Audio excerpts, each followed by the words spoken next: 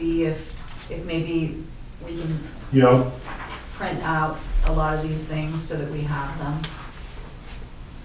And I mean, among the yeah, I'll go on the supervisors, web and see what I can get off. yeah, we can check it out. And I mean, like, among the three of you and myself, I mean, we can at least internally sort of know, should we be called, here's how we're gonna, you know, most likely So- divvy some of these things up. So let's start with that then, since that was asked about. How do you guys get notified? So my phone call will be to Tracy. We'll That's discuss. if you receive something from either the fire department or from the county or state Correct. And to I- enact it. To enact it, and then if we have, my first phone call will be to Tracy, letting her know the EOC is gonna be open. And then we can discuss what's gonna happen from there. If it's just, she sends out a text to you guys, or makes phone calls, we're opening the EOC, you know, no response needed. It's just, you guys go about your day, nothing you need to know about, because we're still figuring it out. And then, as we get deeper into it, it may be, I need to call Tracy to say, hey, come on in, we need to start looking at maybe either A, doing a disaster declaration, or, you know, let's start putting together some type of notification out to the residents and at least keep them informed as much as we can. And then, you know, from there, obviously, that would get relayed to you guys as what we're doing. The only time you guys would technically have to come in is if we issue a disaster declaration, I need the supervisors to all sign off on it. Now, if safety is an issue and for some reason you can't get in, then we can look at, you know, typing it up. It would be typed up anyway, but if the township has the ability to DocuSign it over, send it to you guys via DocuSign, get the signatures, and then we can get it up to the county and they can push it to the state. Is that a generic form or it's specific to each disaster? Like it states like where it is, like, It's generic enough, we can have one preloaded.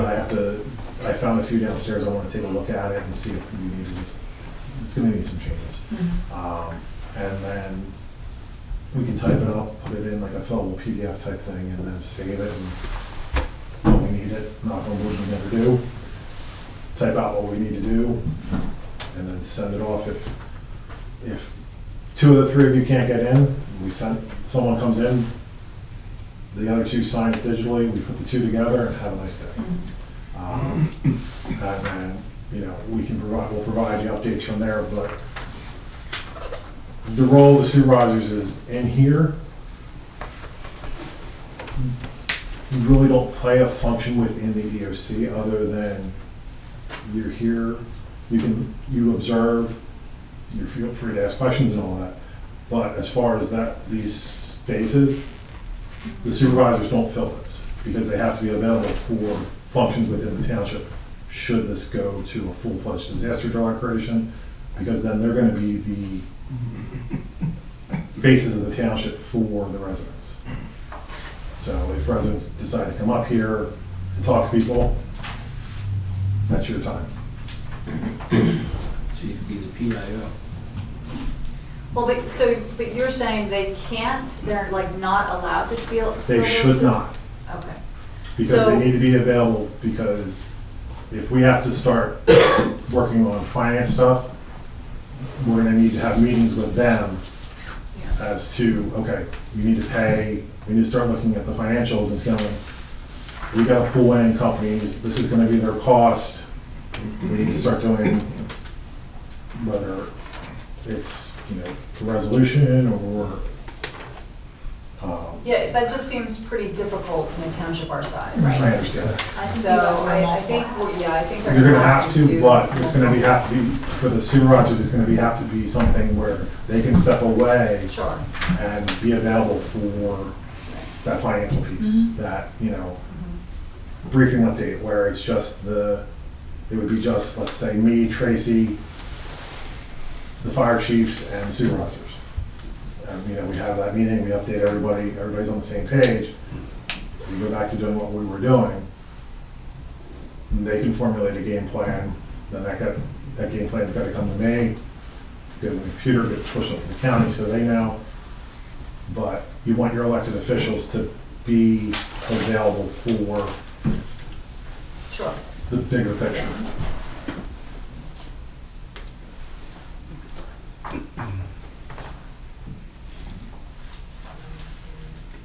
so we'll look at the FEMA website and see if we can get some additional information. So Jared, as far as, We have our PSATs, like all-day session on Saturday.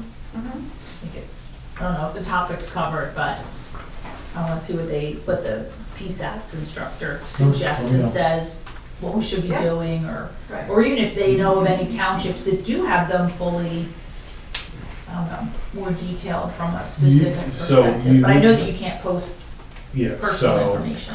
you have a lot of townships Sure. that have paid emergency management coordinators. I won't say a lot, there's a few, but they also, so they act as your fire marshal, emergency management coordinator. So they're paid to be a fire marshal, they deal with this stuff every day, but a lot of this around the country just is volunteer. So while it'd be great to have a lot of these functions done, we have to, and I can go through this and it's gonna be a process, spell out what training has to occur for each type of position. So if somebody wants to work in the EOC, like there's basic ICS training, and I believe I sent that to you for the elected officials training, for incident command system. I think there's a class coming up soon. Which will be good for the base knowledge for you guys, but there's also additional courses that I can recommend you guys that you take and look at via FEMA's website, and they're just jump on there and you get your certificate, send it off to Tracy, that way we have it, we can go from there. So that's kind of a more general training for them.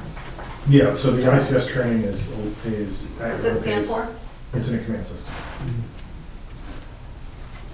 And then it's, so there's so there's NIMS and there's ICS. ICS is the structure, NIMS is the training. Right? Or is it the other way? I'm drawing it. I just lump them into the same bucket. Yeah, usually they're the same. Yes, there's somewhat National, so interchangeable, NIMS is the National Incident Management System, which ICS falls under, so it's all kind of the Yeah. same bucket. But there is training, there is specific training for elected officials, and then Great. you can go from there. All right, so we'll see if we can get you guys scheduled if it works for your calendar. Jeff, you tried to have these in the past, you tried to set this up, is that what you were saying? You just didn't have the proper support for it? When you were talking about this initially, you said you were trying, you wanted to have like these types of. Well, we've been doing the LGS. I've been here 15 and a half years, a lot longer. I've been here since the beginning. Yeah. You've been here Father time. before the township was here. But like we're talking, I understand you're a go-getter with this right now, and I don't mean to be, it's just finding people to actually help. It's just tough, and it ends up turning it around. It's always the fire department. I mean, we'll give you a real world when we had those straight line winds. You and I was the emergency management coordinator at the time. It's too many hats, can't do it.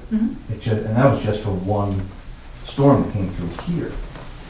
And then, like we're saying, Because, yeah, we were both at work, we had to fight, it took me 4 hours to get home. and then I was the assistant at the time, right? Yeah. So, and we had to separate, all the chiefs had to go their own ways to take different areas.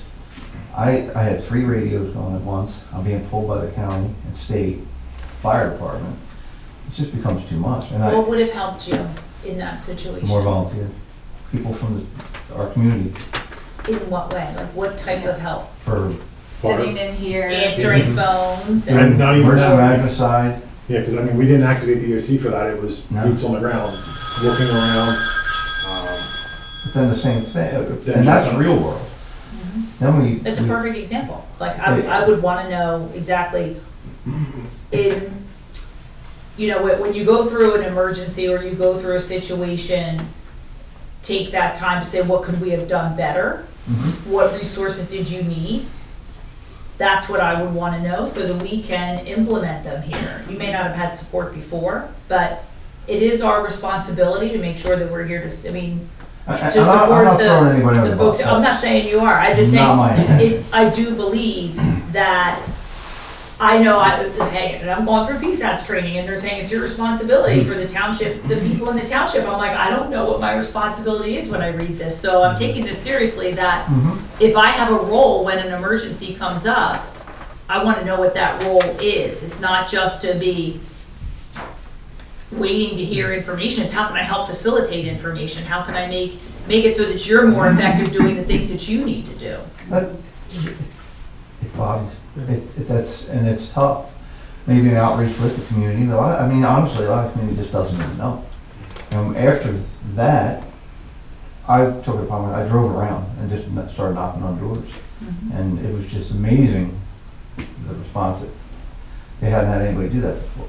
So I went house to house, asking what people needed. You and then we did the windshield run, checking all the damage and everything. And I think, Yeah, because we had, that was at night, and then during the day, we had the township road crew go out and just see what they could find during the day.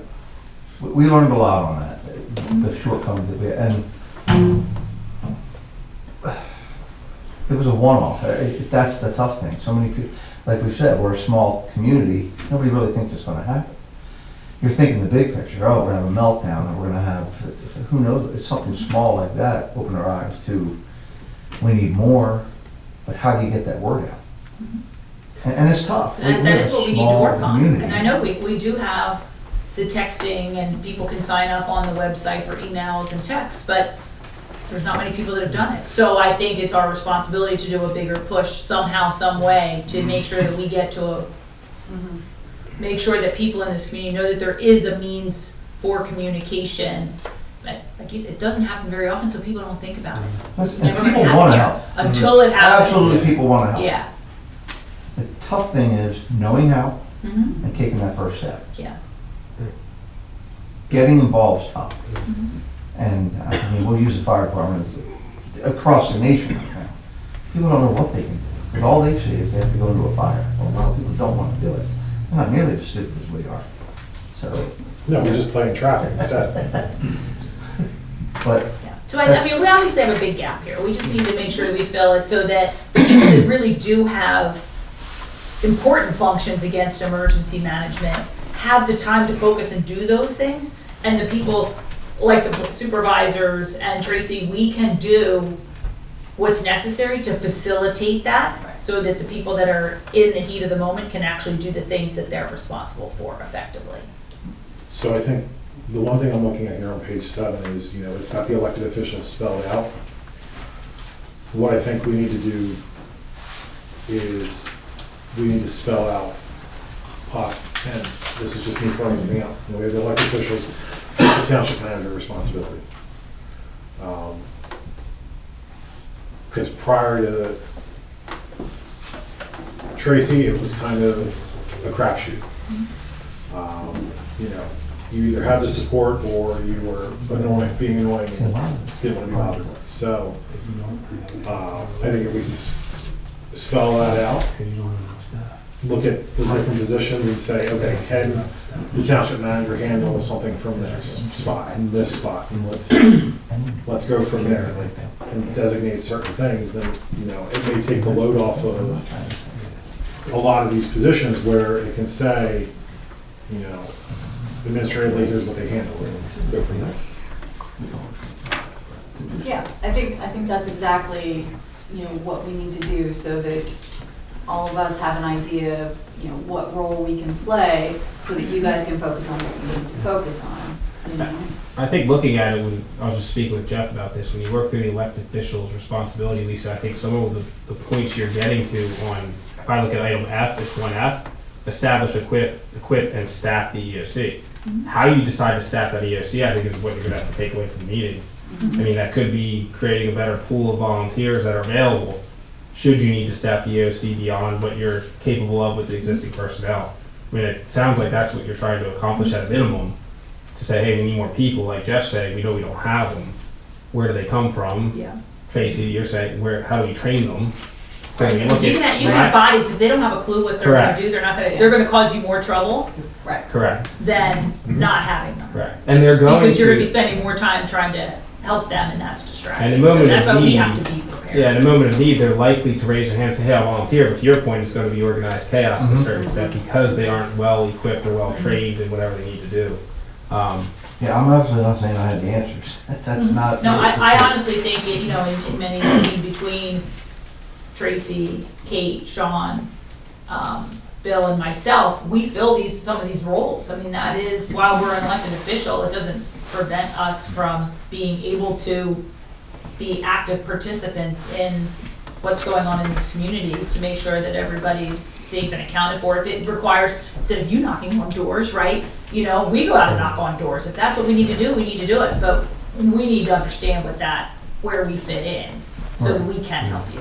And then we make sure we get trained so that we know we're helping you and not a hindrance. And that's absolutely it, and if you look at this, like we were just saying, you come down to your 1G, that just to recommend the EMC. And I think most municipalities, that's where they go and they stop. And then they just put it on the EMC to man, staff, train, equip and whatnot. I think that could be the disconnect there too. It's easier just to put it on Jared. And then it's done. You assume it's done. And we've done it. But Well, and like I you think said, that's how it's been done in the past. that's the thing, and it's not just here. It's Right, absolutely not. right, Yeah, and that doesn't, I mean, just because and if it's done the same way someplace else, that doesn't mean that's the way we should do it. Oh, no. So, But as we just said, and again, we go back to, we do the LGS, we do the training. It's all well and good, we get through it, we do a real world, we couldn't do it. We can't sit there, we have to be out.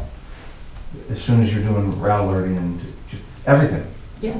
Route alerting's We need gonna take the people. entire company, right? we're all gone. We have to leave, and then you have an empty room.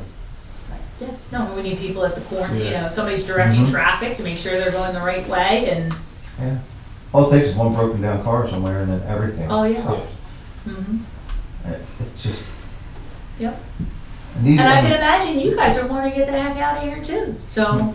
And that's where you gotta be realistic That's where you gotta too. say like, okay, there are some Right. responsibilities that come. There's responsibilities, but and Pima and this county, you know, they joke and say, you can open an EOC anywhere. You know, and the joke is, you know, you can be on a plane and as long as it's got Wi-Fi, you can open an EOC from there. Yeah, there's gonna be times that you need an EOC and you can't be in this building. Physically. Yeah. It's gonna be remote, so that's why it becomes important to know what your responsibilities are. You can't come here and get a book and sit here and try to figure it out. You have to have some understanding ahead of time. I do think from the LGS perspective that that is one we should flush out all the way with routes and making sure that we have the evacuation routes on the website. And if we can really do a push to get people to sign up for email and text distribution, that we use that as the basis. We're making sure that we have the right emergency plans in place, which include, if something were to happen at Limerick, that we have the right way to get in touch with people and the majority of people. So if we could get people to sign up, we may need different distribution lists that people sign up only for emergency management plans because they don't want to get agendas and they don't want to know when there's a new meeting or something. But the emergency that we get everybody that we can to be on our distribution list, and if we could have them sign up and say they need assistance, so that we know ahead of time if we have a database of our local residents and we can say which ones need assistance to get out of their home. I assume we're not responsible for Frederick Living because I think they have to have, according to this, they have to have their own plan. They have their own plan, and I think I have a copy. But if we somewhere. have, So- 25 residents throughout the township that need assistance, Mhm. So they have family ultimately, members? yes, we are responsible for Frederick. I was gonna say. we are, Yes. for getting them out, or, We are, so they have their own EOP. And I've been going back and forth with them. They've asked me to help them look at it and rewrite it, and they've made leaps and bounds on it. But ultimately, while they are their own community, I'm still responsible for that. If something happens, that's still what's Frederick Living doing? So they're one of those outside agencies that would have to be part of the EOC. Whether it's via conference call or whatever, give us an update on what's going on there. Because we have to report, because that's the bulk of the township right there. So, and As far I as- also did have a conversation with somebody there quite a while ago, where if they have to set up their EOC and they can't do it on their campus, you know, I did say that they could set it up here, since our EOC is downstairs. So, yes, this is an in-township one, but I advise them that Right. if they're setting it up, we're probably gonna be open, so they can have a rep here, but they need to look at outside of the township or using one of the local churches that has a bigger area for them, because they're gonna have 15, they have about 15 people on their staff that are part of the response plan, or had, I should say. I don't know what their current staffing is for that. But, you know, it's just, we'll have to have constant communication with Frederick Living and what's going on. Is that also, I think I And read then too, also, like daycares, anywhere that's like a Yeah, A so, facility where we have people a- are- We have a plan for the daycare up the street, I think, is it new? Jennifer, do you have it? Because I didn't see it. Yeah. Okay, Yeah, they usually email it to me each year. okay. Or isn't there also, to put my memory, there's HIPAA stuff there too, for some of this stuff too. Yeah, so the special needs registry contains all the HIPAA stuff. So that's where the Red Monco is the special needs registry also. So a lot of that is filtered into this, into the web EOC, but the township should be getting a printed copy of it all from the county when someone registers for it. At least they used to. I don't know if it's just, I'll have to follow up with, I'll ask Yeah. Friday how that's being handled now. Because I haven't seen, last I saw one of those was when I was Franconia's EMC, and that was 5 years ago that I saw one from them. So they may have changed how they're setting it up, because not many people register, but it's also on the residents to, you know, Yeah. update that information in there. It's not something that's always on somebody's top of mind. If Frederick Living has an emergency, active shooter, fire, something, do we then have to enact a plan here too? If it's contained If it's within their contained- facility? They will follow their plan, they will call me. If it's a fire, I'm gonna be You're there. ready to, yeah. And then from there, I will refer to the fire chiefs and say, can we contain this here, or do we need to go to the township and open up and do a limited EOC type thing? Mhm. But if it's contained there and it's just facility loss, no human loss, that's gonna remain on them. If it's that I need to bring in, if I need to help them and bring in extra resources, whether it be from the state, the county, the state, federal, whatever, that's when I would have to notify Tracy and just say, hey, look, here's what's going on. Let's pass it down the chain type thing. So I think the only time we've had to do something for the home was the power loss, right? Power loss was before they had the generator installed. Yeah, Why so did they had, it? we had the large power loss in the township and this, We had to bring the generators. We had to bring in. them.